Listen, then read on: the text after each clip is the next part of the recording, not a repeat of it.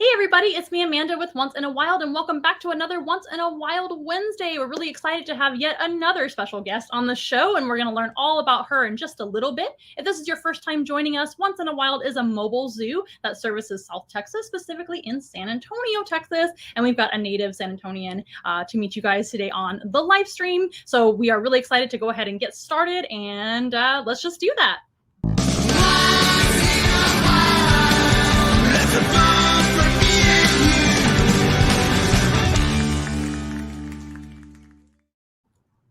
Alrighty, once again, this is Amanda and... Hi, everybody. My name is April Monterosa. Wonderful. So we're going to learn all about her in just a little bit. She's really fascinating, and we're going to learn everything. And hi over there. She's actually going live over on your personal. Is that your personal Yes, page? I'm on April May Media on my Facebook. Wonderful. So we'll talk all about that in a little bit. But before I get started, I always want to make sure and mention that we are a mobile zoo here in South Texas that can bring the zoo to you in person, which means we can bring animals to events, classrooms, nursing homes, all sorts of different situations where animals can come on in and make your day better, right? And the best way to support us is by scheduling your own animal encounter right here in town or in surrounding cities to San Antonio. That's perfectly fine too. Let us know as soon as you have a date in mind, though, because we are booking those dates, which we are very, very excited for. But let me know if you're interested in an in-person animal encounter or even a virtual animal encounter. We can bring the zoo to you virtually on Zoom, and you get to pick and choose the animals that you want to meet there as well. Each animal encounter begins with 8 animal species, whether it's in person or virtually, which is really cool. And we also rely on your donations to keep going, feeding our animals, taking care of them, making sure we have enough staff to take care of all these critters and do all the things we need to do. So if you want to donate to our zoo, we have Venmo, Cash App, and we also have PayPal as well.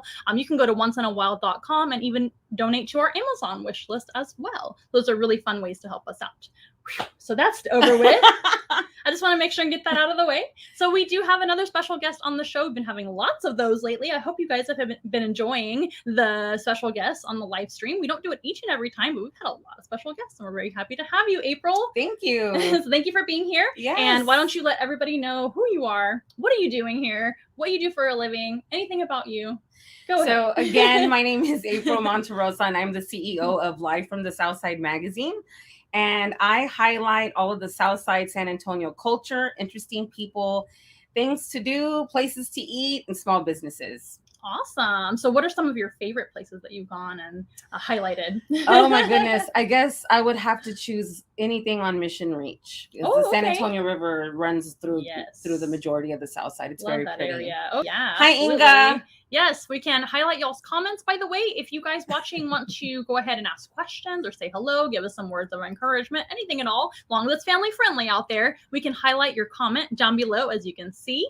And Inga is saying hello. Inga was on our show too, not too long ago. Inga is actually a personal friend of mine. I've known her for a very long time. What a small world. Yes. We're all meeting. We're all friends now, which is wonderful. So tell me a little bit more about your background. Are you from San Antonio? Born and raised on the south side of San Antonio. I owned a spa for about 10 years. Ooh. And at the same time, I was a travel writer, and my niche was small Texas towns. A travel writer? Yes. So I would highlight hidden gems in Texas, throughout Texas, mainly the hill country and the coastal towns. Oh, awesome. Yeah. So what are some things you got to do with that position? Oh, my goodness. I've been to some really pretty places. Yeah. Vacation spots, lots of wineries, distilleries, eating some really good food. I've done all kinds of fun stuff. Awesome. So exciting. Yeah. And then nowadays, what are you up to? Now I'm all over the South Side. Really? So for the magazine, this was a drive for me. It was like true. We're all the way on the northeast side, so in the Stone Oak area-ish. Not to give away where we are. But anyway, it was nice to get out of my bubble for a little while. Yeah. That traffic though. Yeah, the traffic is a little bad. No, I'm around my community. I'm on several boards, on the South Side. So I'm just deeply involved in my community and just working all the time. Really. Okay. Thankfully, I love it. Yeah, true. Do what you love. Life's too short not to do what you love, right? Yep. But same here. I'm working all the time with our little zoo. We had 24 hours a day, like we were just talking about not too long ago. And what else do I want to ask you? So what's your background, besides the spa, besides what you do now? What made you want to get into the field that you're in? It was an accident. Please tell Yes, it was a total accident. So I was kind of at a crossroads between corporate America and owning my own spa business. Okay. And I took to social media to get more clientele when I decided to take the leap. You have to, guys. Yeah, you have to. You have to be on social media if you own a business. And then my following just kind of unexpectedly grew. Wow. And I started getting different brands and visitors bureaus reaching out to me to collaborate with me. I had no idea that even existed at all. I mean, I was like so new to that. And that's how it happened. And then I figured, why not bring that type of light to my own Southside community? And that's how Southside San Antonio and Life from the Southside was born. Awesome. That's so exciting. So what does your like day-to-day look like? Or is it like new every day? It's new every day. I never know. The best part. It is. I never know if I'm going to be at home and, be on the computer for 8-9 hours or in, 5-6 meetings or a speaking engagement or trying food. I never know. My day is different. I think that's the beauty of being an entrepreneur. You never know what your day's going to be like. It's definitely bonkers. I'll tell you that. It is. It is. Yes. And ours too. We travel around doing all sorts of programs and entertainment and animal therapy sessions with our clients and whoever, and even virtual too. So you never know what our day's going to look like. Somebody could call and schedule something tomorrow. So if I can fill that, I will. Yeah, I know exactly how that is, but it's fun. It's exciting. I like spontaneity. I'm very adventurous. Good. I don't like routine, so I like that my day's different all the time. So what do you like to do for fun then? I kind of mesh what I like to do for fun with my work because I like road trips. I like going to wineries and eating and all that fun stuff. So I'm very blessed that I get to tie that into what I do for a living. Super cool. Yeah. So other than work though, what do you like to do? Nothing. That Be sounds like home me. In the peace and quiet. If you can rest, right? Yeah. I like to read a lot. I have to schedule my rest. Yeah. Basically, for real. Pretty much. I like to read. I'll kind of catch up on my friends like Inga's blog, things like that. So yeah, that's really what I do. Hi, Allie. Nice to see you. Allie's a friend of mine. How do we find April online? Good question, so Ricky I am on Facebook, Instagram, Twitter, and LinkedIn. You can find Southside SATX or April May Media. Do you want to type in your either website or you're going to type it in here and then we'll highlight that underneath if you don't mind? Not at all. We're just going to let you guys know how to find her. That's very important. We have you guys on as a special guest, of course. We talk about you. So yeah, if they I feel like you're going to get it right and I won't. Visit my website, southsidesanantonio.com, and you can find all of the other ways to find me on social media. So what are you up to right now? Anything exciting? What do I have going besides on? Being here, right? I'm like, this is exciting enough. It is. Thank you. What do I have going on? Just events coming up. We have the burger Showdown coming at Brewster's in the Fall Fest. We have what is the burger Showdown? We have about 9 chefs from San Antonio, and they're competing. So I get to try 9 hamburgers on Saturday. I don't know how I'm going to do that, but they should call it the Battle Royale with cheese. Well, they might not all have cheese. True, but that's from Pulp Fiction. That's a joke. Sorry, guys, we didn't get my joke. So you had mentioned. Let's see. Inga says, I love April's tips about fun things to do on the South Side. So many restaurants to try, events, and parks. Awesome. Thank you. You know what? Inga a lot of posts burgers. Some awesome pictures. Yes, Inga's great. She is very busy as well. She is. We talked all about that before when she was on here, talking about charter schools, right? Charter moms. Yeah. Charter moms. Mm-hmm. So you had mentioned before we started the live that you're used to interviewing other people, right? Yes. So what does that look like for you normally? You're trying to get notes on people before you go write something? Or what is the purpose? No, I'm not traditional, so to speak, when I interview people. I kind of just like to have a conversation and just kind of let them be themselves. Okay. I think, especially being in the media world, people that I do interview, they're usually nervous. Mm-hmm. Or, I bet. Or if they're in the media spotlight, they're used to the same questions. Okay. Like, for instance, I got to interview the mayor. Wow. And I'm sure people usually ask him the same kind of questions. Yeah. And I asked him what his favorite taco was and, things like that. So I just kind of wing it, I guess. Yeah. Okay. Well, would you like to maybe interview me a little bit and give me a Sure, taste of that? Am I putting you on the sure. spot too much? I mean, why not? Okay, so when did your love of animals begin? Pretty much from a very, very small child. I remember like basically being in the dirt looking for worms and snakes and snails with my grandma on my dad's side. We would be out in her backyard. She raised boys, so she was used to boys. So she would say, "Hey, make mud pies. Let's do the slip and slide. Let's, you know." And she always had pets. She actually had more pets than like my family did. And I'm an only child, so not a big family. But I hung out a lot with my grandmas because I'm an only child, and they would like, you know, borrow me for weekend to weekend and whatnot. Lots and lots of babysitting from grandma and grandpa. Wonderful family. But she would always encourage me to just like be myself. She'd take me to SeaWorld. She would take me to the zoo. I actually grew up in San Antonio as well. So San Antonio Zoo and SeaWorld and all kinds of different places, the park. And it really started there. And I've always really liked animals that other people don't like. Okay. Like bugs and snakes and snails and weird animals. The only ones I don't care for, and it's fully a phobia of mine, are the flying cockroaches. So yeah, we're not going to bring those out today. No, and we do have Madagascar hissing cockroaches, but that's a different species, and they're not here today. So for April's sake, that she requested. But and yeah, that was the first time I remember. Miss Roxanne is waiting for me to hold something wild. Of course she is. So that will actually happen in just a little bit. So please stay tuned. We always have animals on the program. If you've never been here before on Once in a Wild Wednesday, we typically bring about 3 animals to meet and to talk about and everything. And you're going to meet them as well as they meet them. And we'll actually do that last. So stay tuned, but don't worry. So I have another question for you. Yes, go ahead. What is your favorite animal? That's really hard to answer. Okay, your like top every 3 animal. That's okay. I your love top 3. Snakes are my favorite animals as a grouping. But I have a lot of animals that I really like.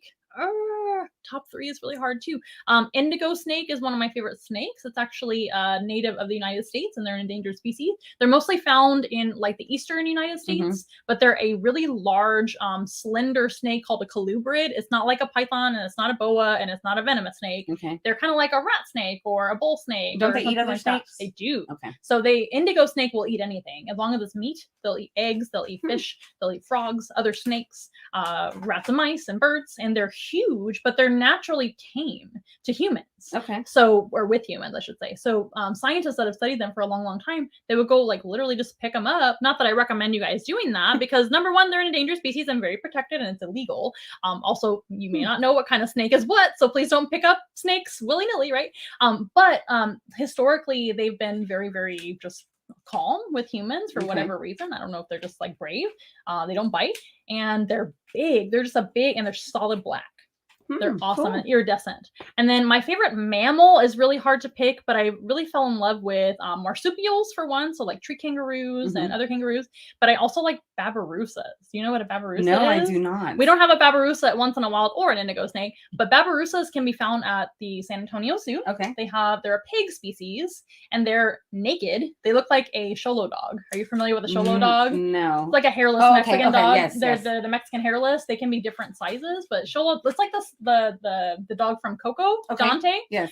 But they look like that with their skin. They're a pig. They're not very big, but they have really crazy tusks that come out of their snout, but they're very, very sweet by nature, and they're dog-like and very smart. And then maybe a favorite bird too.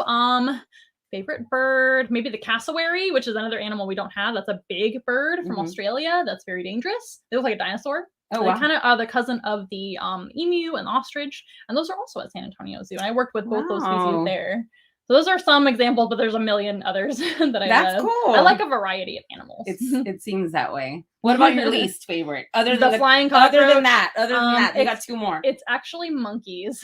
Really? I think monkeys are really fun to watch at the zoo, but I didn't enjoy working with them. They're actually pretty scary, and some of them are. Some of them are very sweet. I actually worked with some really sweet monkeys that liked a little back scratch every now and then. Monkeys are pretty dangerous. They're a little mischievous. Okay. They like to throw things at you, and that's actually true. They can grab locks and or keys and try to undo the locks. They're very smart. So they're very challenging to work with. They're also a little bit nerve-wracking because they can scream and squeal at you and try to get a rise out of you. So they're not my favorite. They're also very dirty. And then what else? That's about it. I mean, there's probably a few other animals that I can't think of right now, but monkeys are not my forte. Apes in general, Wow, too. I'm Primates. surprised at that. Yeah, most people are, but if you've worked with them, you'd understand. Okay, I'll take your word for They're it. a big handful. Don't get a pet monkey. It's the worst pet in the world. Okay, I have one more question. Okay. What is the largest amount of animals you've owned at one time? Right now, about 100. Oh my goodness. So I'm zoo- around 100 animals. Yeah, so we are actually right here in the house that I live in, and we're in the studio right now, which is kind of secluded away from everything else in the house. It's actually our old garage that we converted a long time ago into an art studio, and now it's our studio for once in a while too. With our purple backdrop, we're in the purple void right now, as some people say. But in the other rooms of our large house, we do have over 100 animals. Some of those are bugs, some of those are spiders, smaller animals, but overall there's about 100 of them. Wow. Can you believe that? No. So now is the most I've ever had. And of course, they're not just pets. They're obviously working animals, ambassadors for their species. I would never condone anybody owning that many pets unless you're a professional. Yeah, for sure. Right? You want to make sure and take all the care of the animals you can. And it's not just me anymore. I actually have staff members to help me out. So nice. Otherwise, I'd be working literally 24 hours a day. So tell them about your presentation, like when you do parties and things like that, because my audience is very kid family friendly. Okay. Of course. And we like to have parties on the South Side. We of have course. big families. And I've done it. So tell us about that. Yeah, absolutely. So when you book with Once in a While, whether it's for a birthday or anything at all, you're going to get to pick the animals that you want to meet. You can either have a presentation where you get like a show and tell of the animals one by one, and we start with 8 animal species, and you get to pick and choose which ones you want to meet. We can be indoors or outdoors. It's about to be winter time, so we're going to have to move indoors only soon, if that's okay with you guys. We're always wearing our masks and everything like that. Don't worry. And then, like I said, you get to pick and choose the animals. They can be birds, mammals, reptiles, creepy crawlies, if you like that sort of thing, and all sorts of other things, amphibians. And we basically present them one by one. It's very interactive. Kids are always very excited to see each and every animal, no matter what it is. And they always have tons of questions. I try to answer all the questions that I can with you guys as well, if you want to ask me some questions today. But for the presentation in person is really special because they can see and kind of touch maybe and smell the animal potentially. And it's a lot more personal, I think. And then you can also opt to have a petting zoo experience. So we can make it more casual to where maybe some of the little ones that don't want to sit down for an hour and listen to animals, because we start with 1 hour of time. Trust me, it flies by though, because those animals are very popular and exciting. And usually the kids keep me longer than an hour, which is fine too. I'm more than happy to do that. I'm happy they're curious and learning, and excited. And the adults too. It's not just the kids. The adults are super into it as well. They never leave me alone. I'm like, I gotta go. No, just kidding. But the petting zoo is another option too. And we typically bring a grouping of animals that's very, very safe for any and everybody to interact with. It's going to be a couple of ducks, a rabbit, guinea pigs, a bearded dragon lizard, which we're actually going to meet a bearded dragon today on the show, and it's going to be tortoises. So that's a grouping that we start with. And then you can add a couple of other animals as well, since that's not 8 species, right? That's less than 8. You can add more to have photos with or meet outside of the petting zoo as well. And we're very, very flexible with your scheduling. Any time of day is fine. People ask me that all the time. Well, what time can you come over? What time do you want me to come over? It's your party, your event. So we cater to you. It's like a catering service. And tell the audience how to find you guys online. Absolutely. It's going to be onceinawild.com. Onceinawild.com. It's below on our show right here on the banner. Of course, onceinawild.com, but also our number. Truthfully, the best way to get a hold of me is just calling me or texting me at my number. That is my number down below, but you can find it at onceinawild.com. All of you out there, over there. My boyfriend's over here telling you to give me a spider. So I didn't actually prepare for the spider because she said I don't want a spider. But maybe behind the scenes we'll meet a spider and we'll take a photo. That's not going to happen. Anyway, if you're watching on April May Media, it's live on here so I could kind of have it in my little vault. But if you guys have questions or comments or anything like that, go for it. Go to the Once in a Wild feed on Facebook because we can actually see your comments. Yes, it looks like we already have a bunch of questions. So go over there to that feed. And I want to let everybody know too that each and every one of our encounters is educational and safe. So we want to make sure the animals are always safe, the people are always safe, everything's great, everybody's having a great time. You're going to learn something even if it is a casual encounter, right? I am a zoologist and I am very passionate about what I do, and all of our staff are very passionate about talking to people about animals and changing your mind about some of those animals you may not like, right? But even if you don't like the animals that maybe your family picked out, you can still learn something about them, maybe from a short distance, right? And that's why I feel safe, because I'm near a professional. Yes, and you're going to be just fine. We're not meeting any bugs on the live stream, but maybe behind the scenes we can meet some, maybe like behind the glass. How about that? So yeah, let's see. Let's look at some of the questions. Absolutely. Here. So some people are chiming in. I'll just go backwards. Okay. Hello, Eric. Hi. Hello. What is April's favorite animal? Great question. Ooh, that's hard. Do you have any pets? I have a dachshund. And a chihuahua. Is the dachshund and chihuahua short hair or long hair? They're both short hair. They're both short hair. Yes. That's low. Oh, that's maintenance. My dachshund is extremely spoiled. People have seen pictures of him on my social media. He just had a birthday. Oh, happy birthday. Yes. What's the dachshund's Razu. name? Razu, what a good name. Yes. And what's the chihuahua's name? Lola. Yes. My favorite animal. Oh, that's like tough. Wild animal. What's your favorite wild animal? Dogs can be your favorite animal if you want. That's not my favorite animal. It's not. Okay. I really like snakes. Oh, cool. I didn't know that. But I do. The brighter the green, the prettier it is to me. Do I want to carry them? Not all the time. I'll touch it. Okay. Do I want one? I actually wanted one as a kid, and my parents were like, "No way." That's a great animal to love. That's my favorite animal too. I like all the marine life, manatees, dolphins. I've always liked that one. And you mentioned you did some stuff for SeaWorld, right? Yes, I used to be on the Wild Side blogger team. Right. Years ago. I think Inca was on that with me. Oh, super cool. So what did that entail?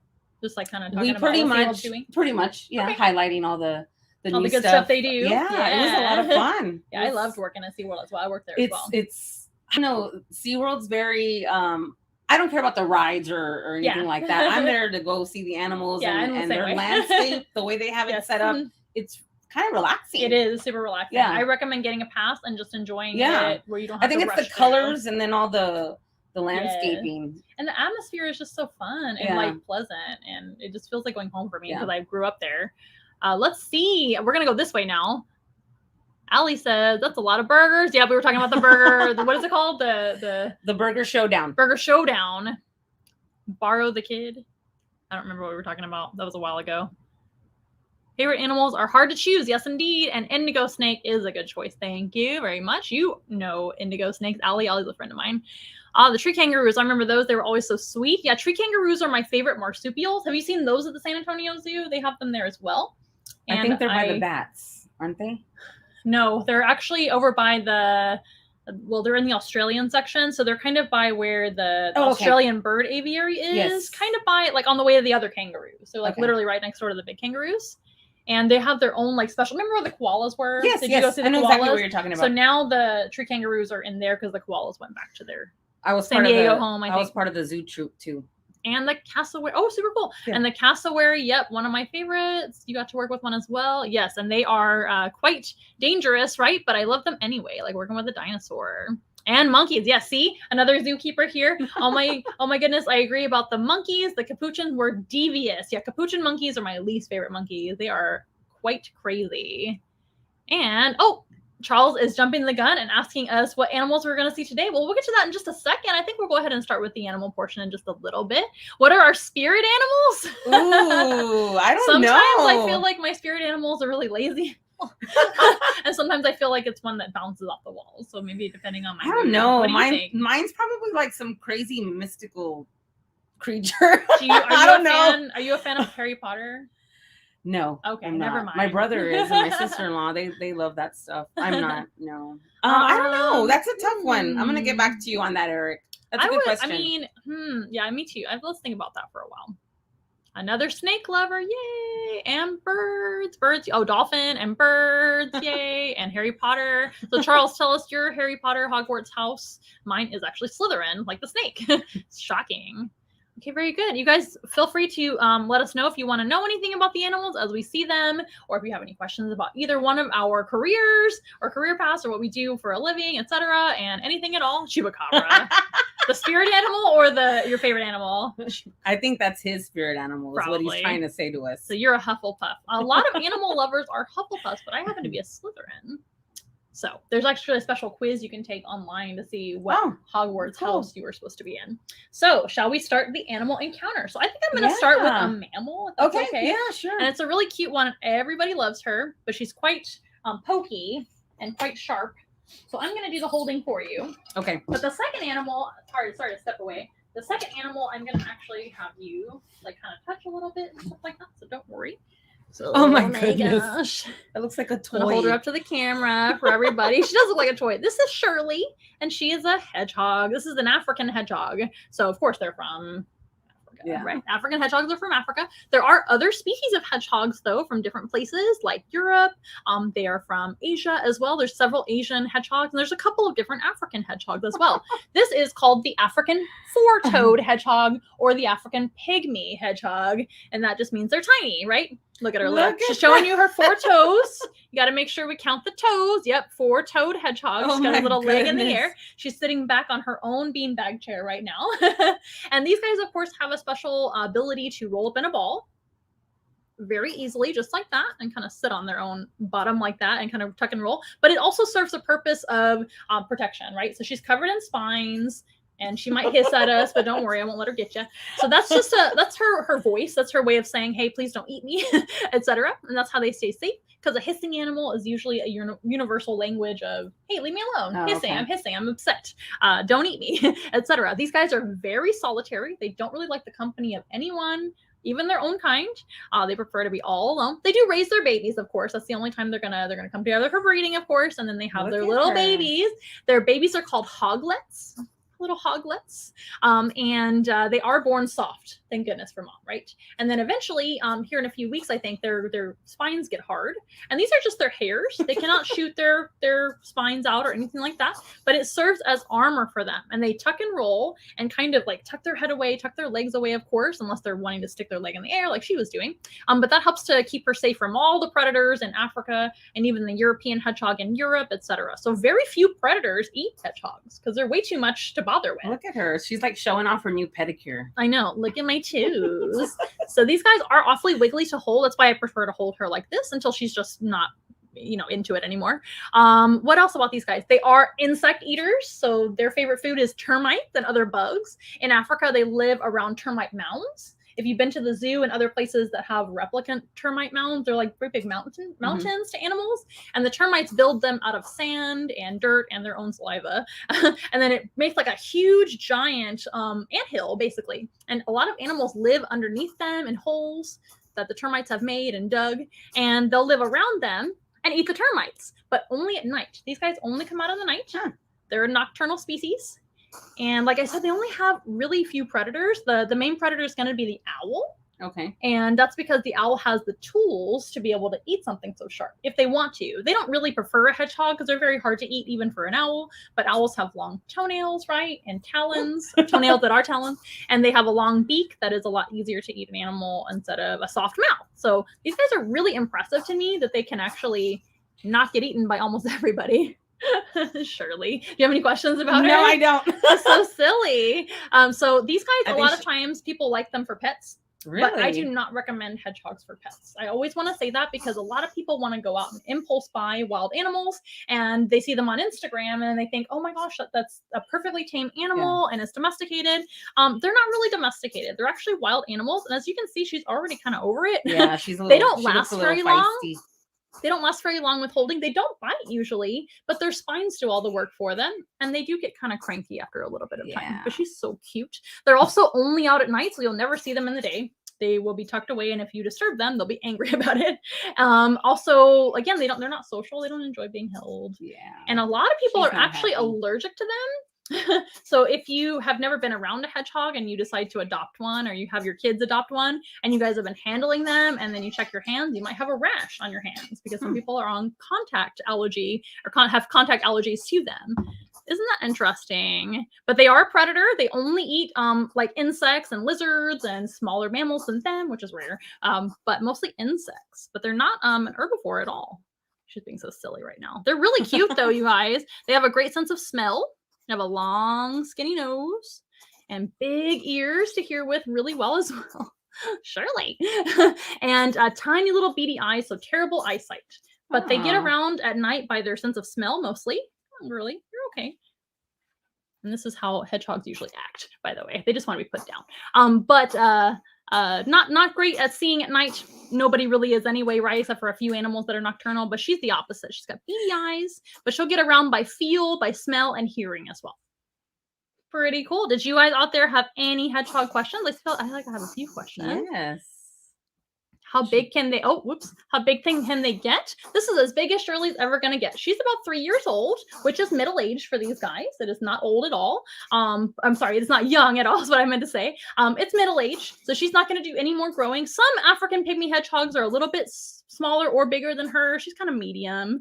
But she's a good example of how they look. They're not gonna get any bigger than this. And males and females are the same size. They don't really look any different. Hello, Nikki. That's my stepdaughter. Has the character Sonic make any impacts of any kind for the animal hedgehog, hedgehog animal, like stereotypes, popularity, etc.? Definitely popularity. I would say everybody knows what a hedgehog is. I'm gonna give her a break. Everybody knows what a hedgehog is due to cartoons, Sonic the Hedgehog, of course. But I think it's kind of a, sorry, Shirley, her door shut. It's kind of a negative thing, in my opinion, because it makes people think that they want one. So, but it can be a positive, right? It can be a teaching moment saying, oh, you know, they're better in the wild or in zoos, things like that. Not necessarily hating on you guys if you have a pet hedgehog. It's okay. Take the best care of your pet hedgehog that you possibly can, right? Do all of your research. They are very specialized. They need special diet. They need a very warm room to live in because they don't like cold. And they kind of like to be left alone. And if you get a hedgehog that's grumpy, they're just going to be like that. It's kind of like some cats. Like if you adopt a kitten, they're usually kind of nicer, and then they might grow up and be kind of a grumpy. But that's as bad as it really gets. It's not too bad, but it's not pleasant either to hold them. So let me know if you want to know anything about them. Are they sharp? Absolutely. Their spines are needle sharp. They do disperse well, you know, kind of gently holding them as a collective, as opposed to like poking them. I would never like press down on her, obviously not to hurt her, but also not to hurt myself. So if you hold them almost like a bed of nails, like somebody laying on a bed of nails. If you step on a bed of nails, it's going to hurt a lot more than just laying across. That makes sense. Yes. But if you hold them gently, it's not so bad. And then we just take breaks, right? Round child. She's a little ham. Yes, she is. The little hissing noises that you heard are her language of saying, hey, please don't eat me. What do hedgehogs, why do hedgehogs poop every time they run? I know, right? So she has a wheel. Nikki's familiar with hedgehogs too. She has a wheel to run on every night, kind of like a hamster wheel, but it's solid. It's really important to give hedgehogs a solid wheel because their legs are so skinny. But if it's a what do you call it, with the bars that you see like rats run on, because rats can actually grab with their hands and feet. Most rodents can. Hedgehogs are not rodents. They're shrews. So they're shrew-like mammals. So they have very skinny little kind of tiptoe feet, so they can actually get their legs stuck in those wheels. So it's a solid wheel, but they run and go to the bathroom and run and go to the bathroom, kind of like a hamster in a ball. You know what I mean? Like a solid plastic ball. There's usually poop in there. So we give them baths at least once a week. She actually got an extra bath today to be on the show. That way she's nice and clean. You can see her clean foot. That's why she was showing her little pedicure, right? I don't know why they do that. I do know they poop a lot. That's another negative aspect about having a hedgehog for a pet. They poop all over you and they don't care. Yeah, fun. That's part of working with animals, right? Let me do it instead of your kiddos at home wanting a hedgehog. We hear that almost every single time I bring a hedgehog somewhere. Oh, I want one for a pet. I'm like, actually, let me recommend other animals for pets. Cats and dogs, obviously. It's a great pet for most families, but do your research there and adopt, don't shop, right? I always encourage you guys to adopt. And maybe like a rabbit or a guinea pig is a much better choice because they're domesticated. Okay, you guys, if you have any other questions about the hedgehog, please let me know. So adorable. Thank you. Allie says, my crested gecko just jumped on my phone while you were talking about spirit animals. Maybe that's your sign. Spirit animal. How funny. Anybody have questions over there while we switch animals?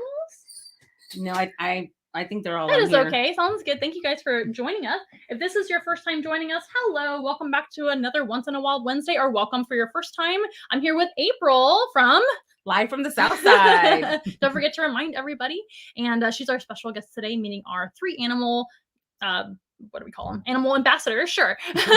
Our animal guests today. Special guest human, special guest animals, and for you guys over here, animals for you as well. So let's go ahead and meet a reptile next. What do you think? All right, let's do this. I know you like snakes, but do you like lizards? Oh, he's cute. So this is a species from Australia, and you guys watching our show, This is a brand new animal. We do have another one of these, and his name is Eddie, but this is actually Debbie. Debbie is a brand new bearded dragon that we just recently got donated to us just the other day. So she's brand new. She's actually living right over there next to you for her quarantine time, and then she'll move into the reptile room. So it's really important to quarantine your animals when they come in from another place, just to make sure everything's okay. She's actually already had her vet exam and everything else, and she's doing just fine. We don't anticipate any problems, so I figured I would introduce you guys, why not, to our new friend, Debbie the lizard. Would you like to pet her? Sure. Pet her on the back there. Oh, look, she's spiny. Very spiny. Another spiky animal, not nearly as sharp as the hedgehog, though.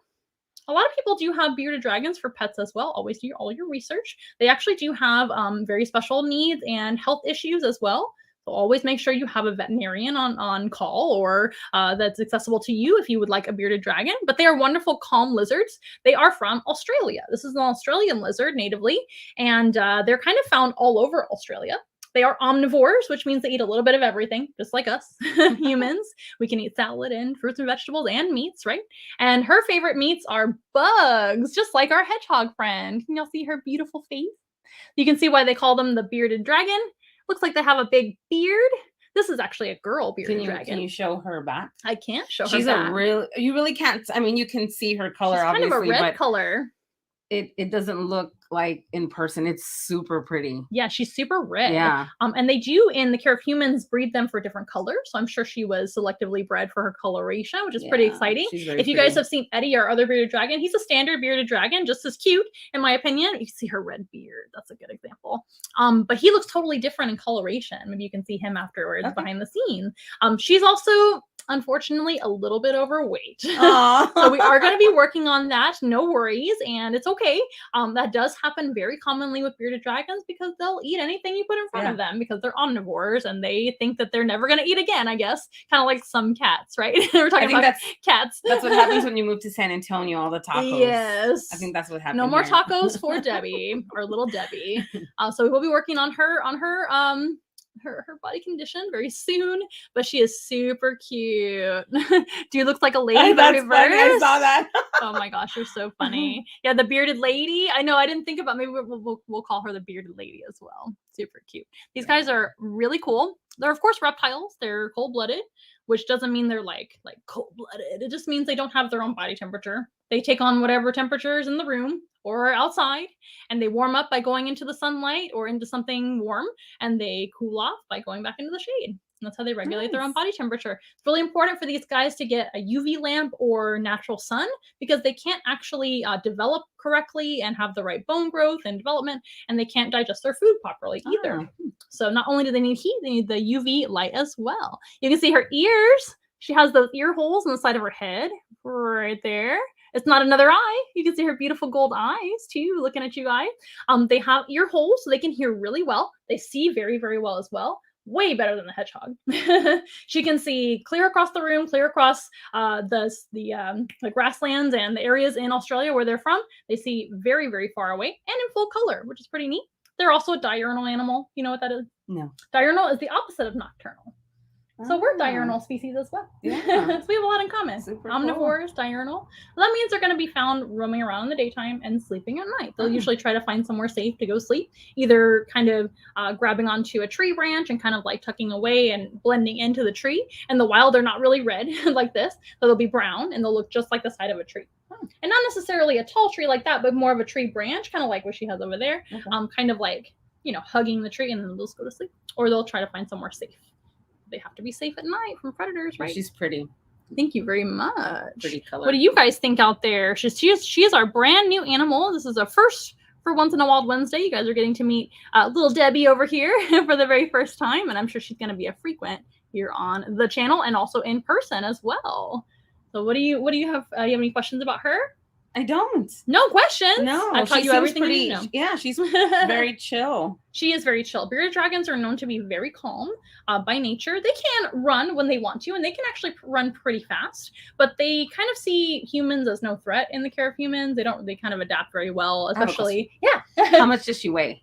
I don't know yet. We literally just got her, and I haven't weighed her too much. So she shouldn't weigh this much, and she should not. You guys can see her body condition. I don't mean to shame you. Debbie. Oh, she's sucking it in now. But her belly is a little bit big. And if you guys have seen Eddie before, like I said, he's in much better body condition. But we're going to work on that. But I don't know how much she weighs. And we don't really weigh our bearded dragons all the time. So I can't remember how much they weigh. Not too heavy. If you want to hold her, you actually can. So what I would do is kind of support both of her legs. So it's one set of legs on one hand. There you go. Aww. Show her to everyone. She's a little heavy. But yeah, she's just a little heavy. She got a close up here. Yeah, show her over like there. Selfie. But she is actually a rehomed animal. Somebody actually turned her over to Once in a Wild a couple of days ago. And that does happen quite often. Most of our animals nowadays are either like true rescues where they really needed help, or it's a rehome type situation where people decide for whatever reason they would like to donate an animal to our zoo or find them a home. And we can actually find, if you guys have animals that you're trying to place, we may not be able to take every single animal that you guys need to place, but we can certainly help you because I have a huge network of zookeepers, animal experts, all sorts of animal enthusiasts that can give your animals a good home. So please don't like release your animals into the neighborhood or into the woods. Most of those animals have no idea what they're doing in the wild. In fact, our other bearded dragon is a true rescue where he was found wandering in a neighborhood. Oh, wow. That's and a good Samaritan actually opened their door and there's a bearded dragon on their porch. And luckily, they knew enough about lizards. Educate yourself, right? And they knew that it was not a local species. This is not a Texas native lizard. It's way too big. They don't get this big in Texas. Everything's bigger in Texas, but lizards. Lizards are pretty small here, actually. We have like horned lizards. I wanted to give a close-up of her side. Of course. Look at her. But they saw him, and they actually had her little spines. Right there. So if you touch her there, they're actually soft. They are not, they're not sharp hard at all. They're more for looks. Can you guys see those spines on the side? When they get upset, they actually puff out their entire body and look really big and scary. She doesn't have to make an effort with her body weight, but normally they're gonna be pretty lean, and then they will actually puff up really big and look really wide and impossible to eat, potentially, to a predator. But they understood that it was not a native lizard, and their neighbor is one of my friends that works in San Antonio Zoo, and she's in the herpetology department, the reptile department. She's one of the lead keepers over there. I think she's even higher up than that now. I do apologize for your exact position, but she was able to take him in and try to find the owner potentially. Maybe he just got loose, but nobody ever claimed Eddie, so Eddie got to come live with us too. A lot of our animals end up that way. That's so interesting. Oh my gosh. Look at that beard. Pretty. So when they get upset too, their beard can turn dark black. Usually the boys do that because boys are a little more cranky than the girls. And in their in the wild, they're usually going to live in their own territory, defend their territory from other males, but let all the girls into their territory. Like all the girlfriends that they want, or that I guess want to be there, and chase away all the boys and keep all the girls to themselves. So not a monogamous species, but a lot of animals work that way. Sea lions work that way too. Sea lions have lots of girlfriends and usually chase away the other males out of their territory. Oh, wow. Like one or two males, maybe. Congratulations. Once in a Wild team, thank you very much. I don't know what you're congratulating me for, but thank you in general. Adrian. Okay, well, little Debbie is going to go back to rest in her travel enclosure, and then she'll go back to her enclosure afterwards. And she's been wonderful. Yes. And you guys let me know if you have any questions. If you want to meet either one of these animals, maybe the hedgehog or the bearded dragon, please let me know if you want to meet them virtually or in person, of course.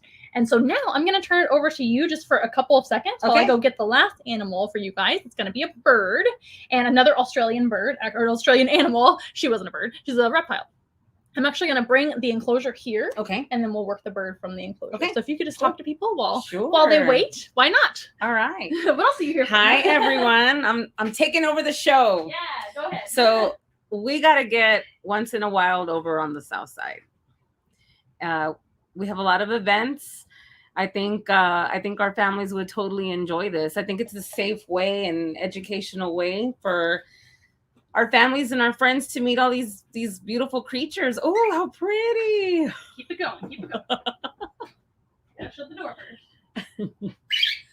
Can you hear that? Yeah, we would love to collaborate. Yes. We definitely have to do something. What do you think we should do for our collaboration? What do you have in mind? No, I like the reptiles. Okay.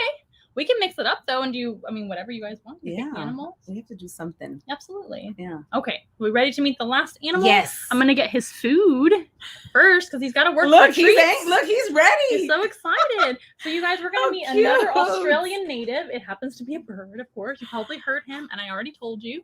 So his name is actually Evie. Come here, Evie.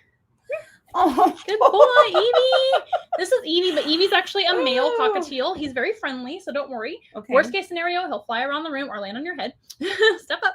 But he is usually pretty good for the camera. He really likes to work, and he loves his rewards, which are his treats. Cute. So Evie is a cockatiel.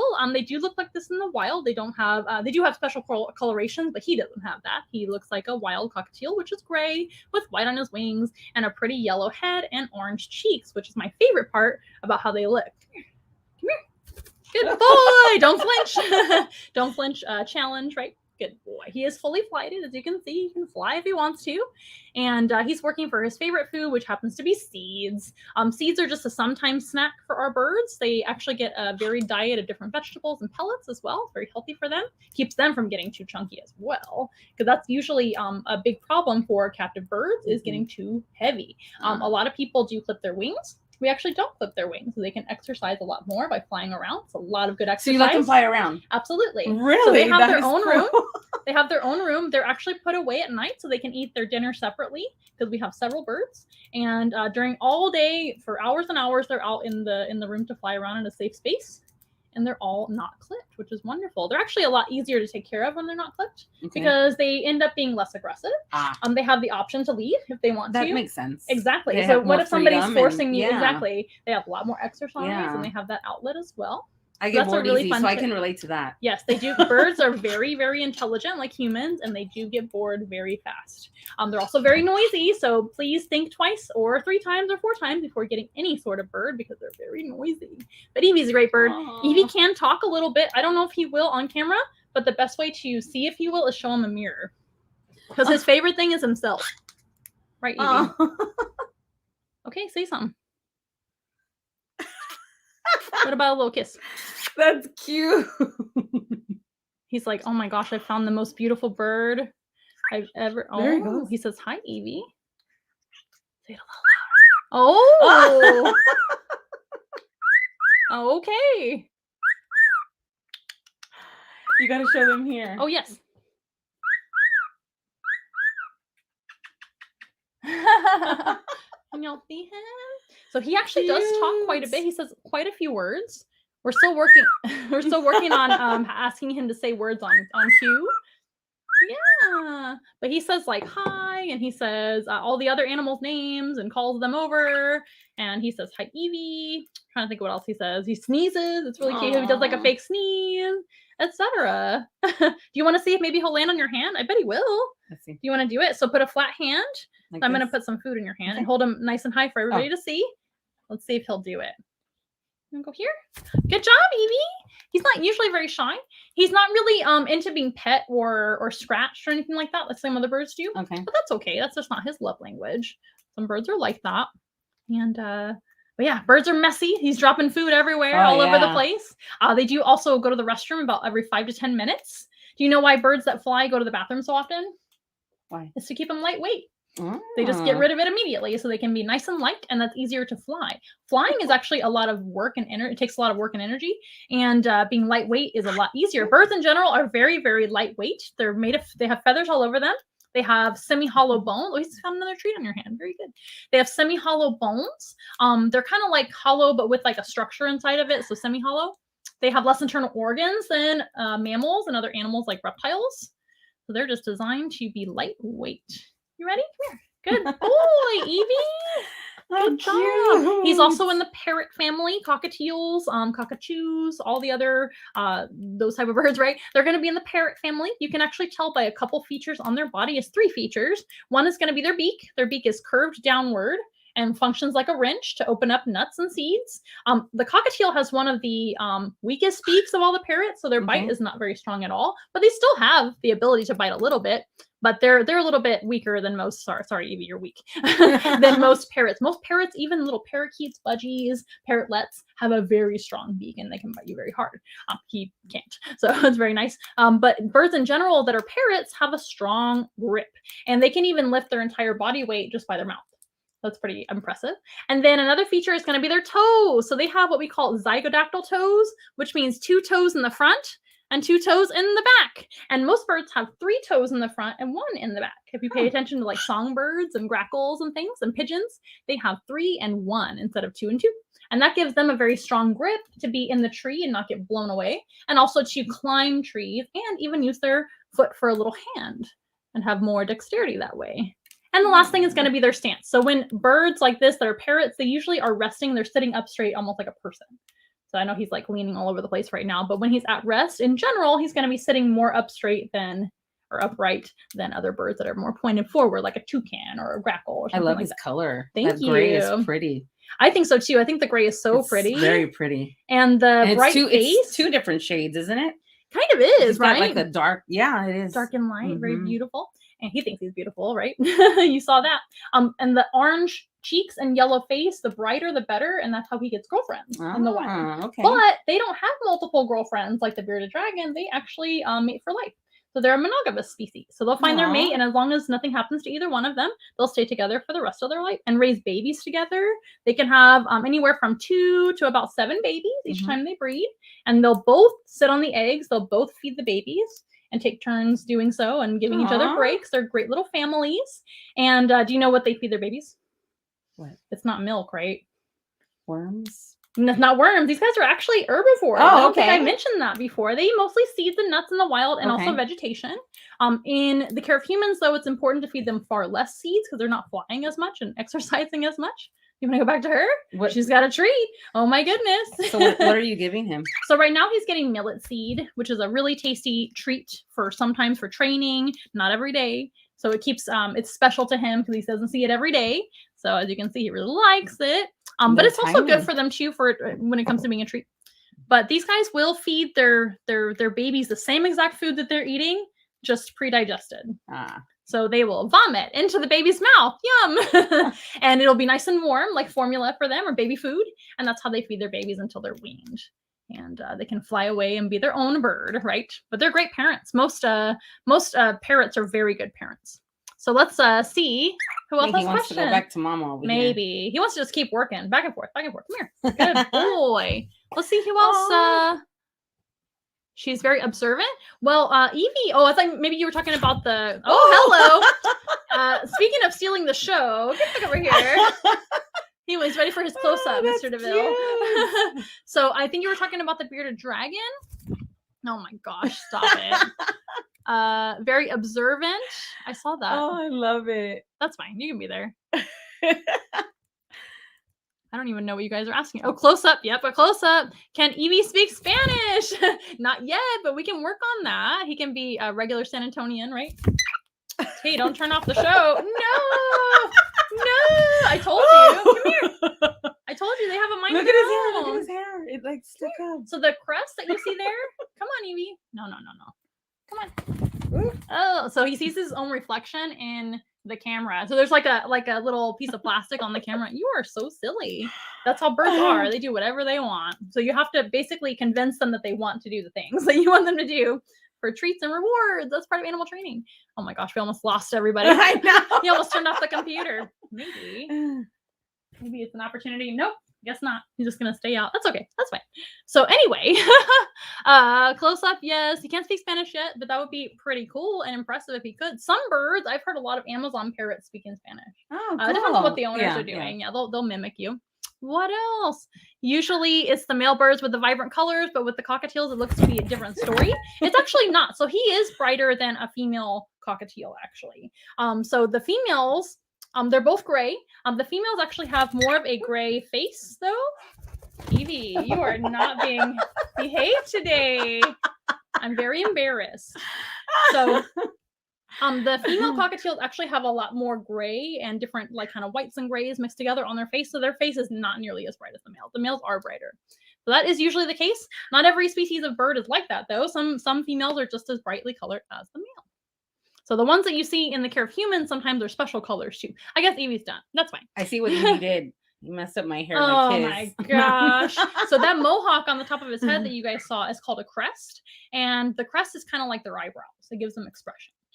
So it's going to show you. Yeah, he's doing just fine over there. Why do dragons wave? That's a great question. I saw this earlier. So the bearded dragon will actually do a wave. That's a form of communication. They can wave as a submissive thing that they do. You want to come here? Oh, I thought you did. Never mind. Evie was acting like he wanted to come down, but I guess he's just having fun. He is having fun. He's hanging out on a ring light right now, shaking it around if you can't tell. But they do the wave to communicate. So say a bearded dragon wants to actually maybe fight another bearded dragon. If the second bearded dragon doesn't want to fight, they'll do a little what do you call it? There you go. I like that better. You can hang out on my shoulder. How about that? I like that. They'll do a little wave as to kind of wave the white flag. That's what a bearded dragon will do. They can also wave as a sign of, hey, I like you as a boyfriend for the girls. The girls can actually wave at their boyfriends and say, hey, I'll be your girlfriend. So there's different reasons. What else? I don't want to miss any of y'all's comments, but I might. Okay, I think we got to most of them, right? Yeah. So they look different from the ones in the wild, like most. Yes. So Evie is actually the natural color that a cockatiel is seen like in the wild. They're gray with the yellow head and the orange cheeks and the white on their wings, and that's about it. But in human care, they come in all different colors: white, yellow. We have a couple of yellow cockatiels named Dandelion and Sunflower, and Evie, of course. Anyway, what a hot mess. You guys are getting the blooper show, and I'm sure we'll get lots of views for the show. That's okay. Oh yeah, especially with the bird on my head. I'm sure my family's just laughing at this right now. So Sunny, I see your question, Allie. Sunny is actually, we think, a male, and we have Dandy, who we think is a female. And they are Lutinos, which sounds like Latino, but it's Lutino, and it is a form of albino, but there are several albino type cockatiels in the Care of Humans as well. Okay, you guys, we better end the show shortly before a disaster ensues again. I think Evie's in a good spot. He's eating my earring now. Birds. Let me cover my earring really quick. Don't eat my earring. That doesn't feel good. You're being silly.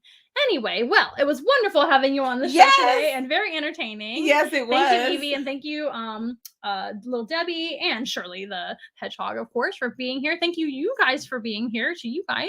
And we hope to see you next week, of course. Let me know if there's anything else you want to tell our audience about you guys and what you have going on, any special events coming up. I'm looking forward to collaborating with you guys and getting you out of the South Side. So that's what we're going to do. So we're going to look forward to that. Our next public event that I can remember is going to be our Bippity Boppity Boo Fest, which is going to be over at the San Antonio Botanical Gardens. We're collaborating with Once Upon a Party yet again, one of the best companies in town. You guys should all hire them for your parties and entertainment as well, in addition to us, right? But they're actually cosplayers that do all the Disney characters, and they do the Marvel characters and Harry Potter as well. And for Halloween, we're going to have, it's the Bippity Boppity Boo Fest, Boo, right? And it's going to be on the 29th of October. You can find that at onceinawilde.com. It is pre-sales for tickets. Okay. So make sure you buy your tickets ahead of time. I believe there'll still be some at the door if there's any left. But it's limited. No, sir. We're not going to be... I'm just making sure he doesn't turn off my computer. That's why I'm doing that, you guys. Just so you know. Now he's on my head. Evie. This is fun. You're being ridiculous. Sometimes animal shows are crazy. Thank you, Ricky, for the encouragement. April, great job. Guys, both of us. Thank you. Crawlies, great show. Thank you very much. Didn't realize there were multiple types of albino birds. Yeah, there's different types of, they have the red eyes, right? So there's different types of albinos, just like snakes. They come in all sorts of albino morphs and colorations. Yes, Evie is a ham. Thank you guys for having me on and You're for watching. Welcome. If you want to connect with me via social media, look me up on Facebook, Twitter, and Instagram at Southside SATX and April May Media. I'm easy to find. Or just Google me. I'm easy to find. Us too. You can Google us too. Same. So yeah, Google her, Google me. That's why you can connect with us. There's her website, though, down below. And it was good seeing you guys over here. Yes. And if you haven't already, make sure and follow us at Once in a Wild Zoo on Instagram, Once in a Wild on Facebook, and Once in a Wild Zoo on YouTube. We could use some more YouTube subscribers these days. And that's a free way you can help us out. Otherwise, you can actually choose to donate via Venmo, Cash App, or PayPal, or Amazon wishlist and get Evie some food. because he needs more food. And that's found at onceinawild.com, as well as all the donation links at onceinawild.com as well. Oh, before anything else happens, we better say goodbye. Bye. And it's been wonderful. And let's go ahead and play our extra. Bye, guys. Bye, guys. We are nothing close to ordinary, but we love to be your friend. Hold our hands and let's have fun together, singing as loud as you can. Everybody singing once in a while, together. Once in a while, I wanna hear you say once in a while. Never fun for me and you.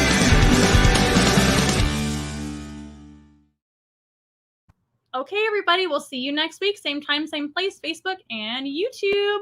Bye. See you Bye-bye. next Wednesday.